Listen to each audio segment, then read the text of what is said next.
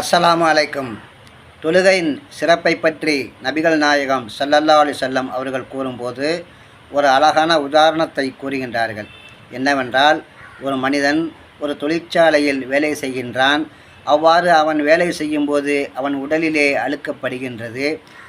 அவன் தன் பணிகளை முடித்துவிட்டு வீடு திரும்புகிறான். அவன் வீட்டுக்கும் அந்த தொழிற்சாலைக்கும் இடையிலே 5 ஆறுகள் ஓடிக்கொண்டிருக்கின்றன. அந்த 5 ஆறுகளிலும் அவன் குளிக்கின்றான். அவன் அவ்வாறு குளித்துவிட்டு வீடு திரும்பும்போது எவ்வளவு சுத்தமாக இருப்பான்.